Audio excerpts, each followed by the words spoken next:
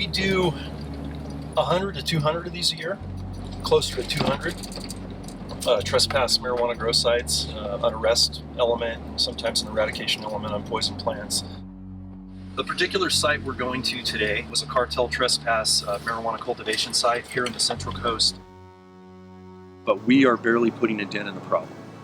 Basically, a conservative estimate, we have between 2,000 and 3,000 clandestine, organized crime, trespass, marijuana grow sites in the state of California every year. Suspects on the run. Go by me! Do not move!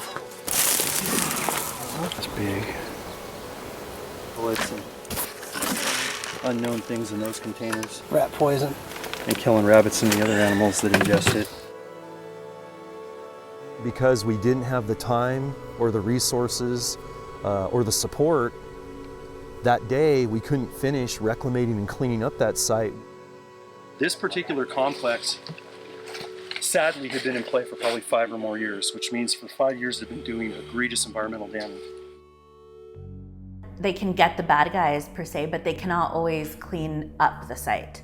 And so the site is just left there. We recently went to the cleanup site in the Santa Cruz Mountains, and it was just absolutely horrendous in terms of mountains of trash. You had these dams, makeshift dams that they created. We're looking at 1.3 billion gallons of water, conservative estimate, were stolen by cartel trespass growers all over California. This water is pumped in from pristine waterways, and poison water is then pumped down to the plants themselves. So we have poison water we have to deal with carefully, water lines that are contaminated that we have to be careful handling when we reclimate and restore, and then dismantling these so they can't hold water again if used illegally. We will have helicopter nets coming and a ship to help haul this out within about a half hour, and then we'll have sanitized this site as much as we can for the day. It really is critical that everybody get involved and everybody understand that we need to put our money where our mouth is.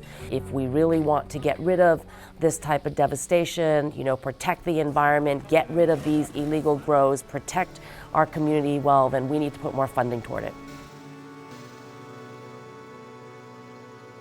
There's a difference between the cannabis grower who wants to go and become a regulated cannabis grower and go through licensing, and a criminal drug trafficking organization. The mission of Restore California is to fund the cleanup and remediation of cultivation sites where there was damage caused by drug trafficking organizations, to educate the cannabis community about environmental regulations, and finally to fund the efforts of law enforcement agencies who do the work of the restoration.